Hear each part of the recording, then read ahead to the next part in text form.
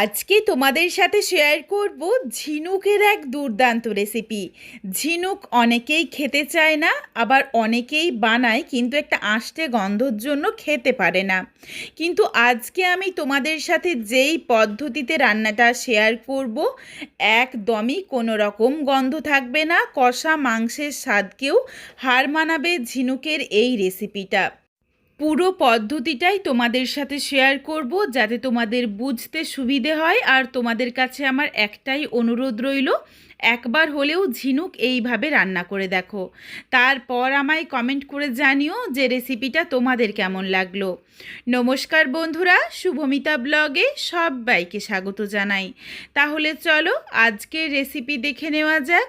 তবে রেসিপিটা কেউ স্কিপ করো না, স্কিপ করলে আমি কি পদ্ধতিতে রেসিপিটা বানালাম বা কী মশলার অ্যাড করলাম সেটা তোমরা মিস করে যাবে, তখন হয়তো রেসিপিটা খেতে এতটা ভালো হবে না। এখানে আমি প্রথমেই 1 কিলোর থেকে একটু বেশি পরিমাণে ঝিনুক নিয়ে নিয়েছি। ঝিনুক তোমরা যেদিন রান্না করবে তার ঠিক 2 থেকে 3 দিন আগে ঝিনুকটা কিনে নিও।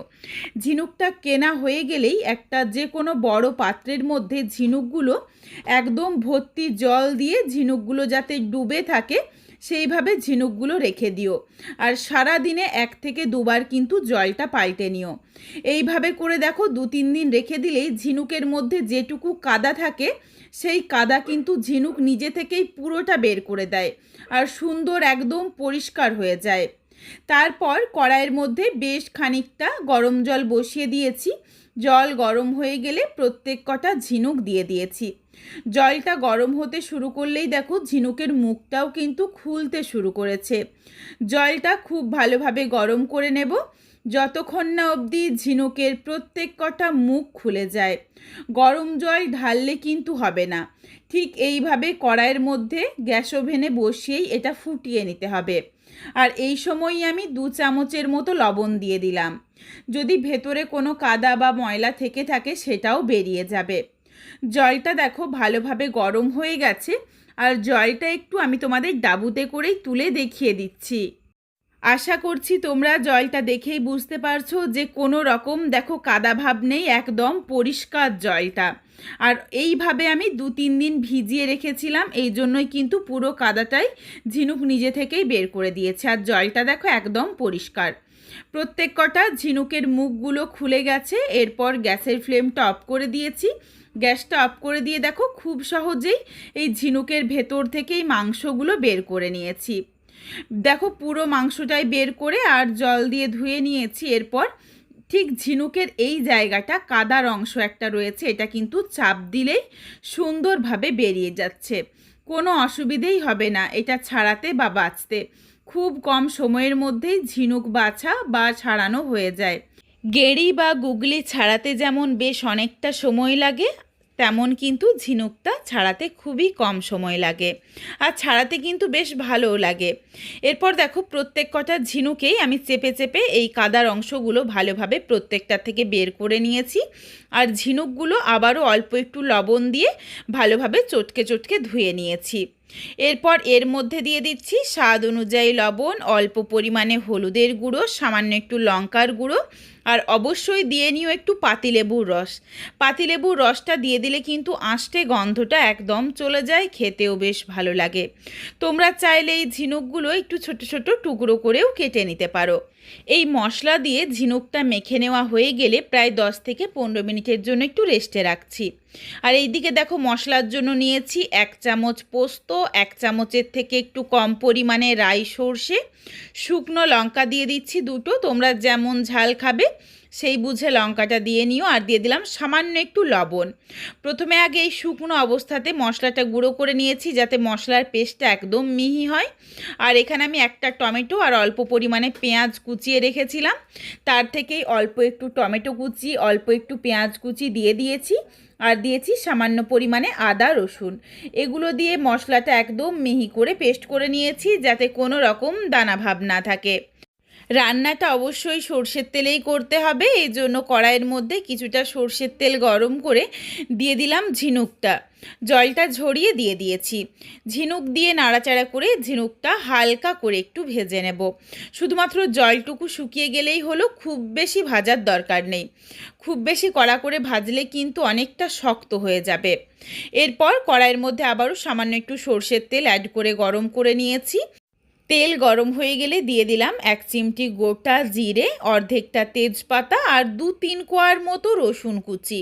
রসুনের পরিমাণটা যদি একটু বেশি হয় আর এই ফোড়নে দেওয়া হয় তাহলে খুবই সুন্দর একটা গন্ধ আসে, আর এর আঁশটে গন্ধটা কিন্তু একদমই চলে যায়। ফোড়নটা ভাজা হয়ে গেলে দিয়ে দিলাম পেঁয়াজ কুচি দিয়ে নাড়াচাড়া করে পেঁয়াজটা বেশ একটু লাল লাল করে ভেজে নিয়েছি। তারপর দিয়ে দিলাম বাকি যেটুকু টমেটো কুচি রেখেছিলাম, সেই টমেটো কুচি দিয়ে নাড়াচাড়া করে আবার একটু ভেজে নিয়েছি। এর সাথে কিছু গুঁড়ো মশলা দিয়ে দিচ্ছি। প্রথমে দিয়ে দিলাম পরিমাণ অনুযায়ী হলুদের গুঁড়ো, অল্প পরিমাণে ধনের গুঁড়ো, জিরের গুঁড়ো আর 1/2 চামচ দিয়েছি কাশ্মীরি রেড চিলি পাউডার। এটা দিলাম কালারের জন্য, তবে এটা সম্পূর্ণ অপশনাল, তোমরা চাইলে দিতে পারো, না চাইলে বাদ দিতে পারো। এখানে কিন্তু আমি আর ঝালের জন্য লঙ্কার গুঁড়ো ব্যবহার করলাম না, তার কারণ শুকনো লঙ্কা দুটো বেটে নিয়েছি, আর এখানে আমি কাঁচা লঙ্কার ব্যবহার করব, যাতে সুন্দর একটা গন্ধ আসে, খেতেও বেশ ভালো লাগে। গুঁড়ো মশলাগুলো দেওয়ার পর সামান্য একটু জল দিয়ে নাড়াচাড়া করে মিশিয়ে নিয়েছিলাম, যাতে গুঁড়ো মশলাটা পুড়ে না যায়। তারপর বেটে রাখা মশলার পেস্ট দিয়ে দিয়েছিলাম। বাটা মশলা দিয়ে নাড়াচাড়া করে বেশ কিছুক্ষণ সময় নিয়ে মশলাটা কষিয়ে নিয়েছি। মশলা থেকে যখন তেল ছাড়তে শুরু করেছে তারপর দিয়ে দিলাম ঝিনুক দিয়ে নাড়াচাড়া করে এই মশলার সাথে আবারও কিছুক্ষণ সময় নিয়ে কষিয়ে নিচ্ছি। এখানে আমি সামান্য একটু চিনি দিয়ে দিলাম, যাতে টেস্টটা ব্যালেন্স হয়ে যায়। চিনি দিয়ে ভালোভাবে মিশিয়ে নিয়ে অল্প পরিমাণে জল দিয়ে দিলাম। তোমরা যেমন গামাখো বা একটু শুকনো খেতে চাও সেই বুঝে জলটা দিয়ে নিও। এখানে আমি জলটা একটু দিয়েছি কারণ গ্যাসের ফ্লেম লোতে করে এরপর কিছুক্ষণ সময় নিয়ে রান্নাটা করে নেব, যাতে ঝিনুকটা খুব ভালোভাবে সেদ্ধ হয়ে যায়। এরই সাথে দিয়ে দিলাম স্বাদ অনুযায়ী লবণ, আর লবণ দিয়ে গ্যাসের ফ্লেম লোতে করে বেশ কিছুটা সময় নিয়ে ঢাকনা দিয়ে ঝিনুকটা ভালোভাবে সেদ্ধ করে নিয়েছি। এরপর দিয়ে দিলাম 2টো চেরা পাকা লঙ্কা। এখানে আমি পাকা লঙ্কা দিয়েছি, তোমরা চাইলে কাঁচা লঙ্কাও দিতে পারো। এটা দিয়ে নাড়াচাড়া করে মিশিয়ে নিয়ে আবারও 1 মিনিটের জন্য একটু ঢাকনা দিয়ে ঢেকে রেখেছি, যাতে তেলটা ছাড়তে শুরু করে। সুন্দরভাবে দেখো চারিদিক দিয়ে তেলটা ছাড়তে শুরু করেছে, বেশ শুকনো শুকনো হয়ে গেছে।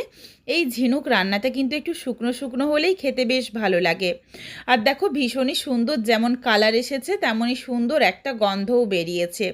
রেসিপিটা একদম রেডি, তবে নাবিয়ে নেওয়ার আগে এখানে আমি একদম 1 চিমটি পরিমাণে দিয়ে দিলাম গরম মশলার গুঁড়ো, যাতে এর যে একটা গন্ধ থাকে সেটা চলে যায়। তোমরা না চাইলে বাদ দিতে পারো, কোনো অসুবিধে নেই। খুবই অল্প তবে গরম মশলা দিতে হবে, বেশি একদম দেওয়া চলবে না। আর দিয়ে দিলাম বড় চামচের 1 চামচ পরিমাণে কাঁচা সর্ষের তেল। এই কাঁচা সর্ষের তেলের গন্ধটা কিন্তু বেশ ভালো লাগে এই রান্নাটার সাথে।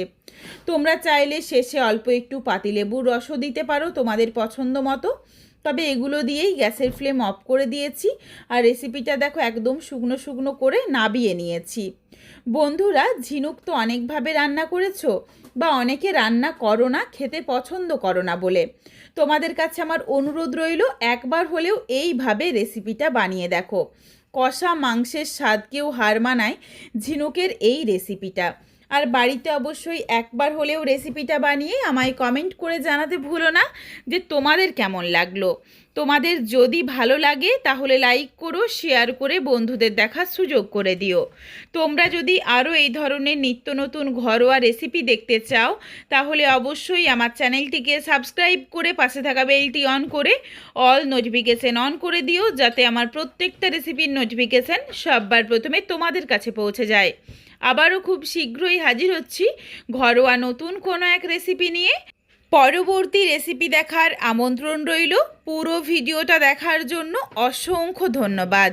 তাহলে আজকে আসি, সবাই ভালো থেকো, সুস্থ থেকো।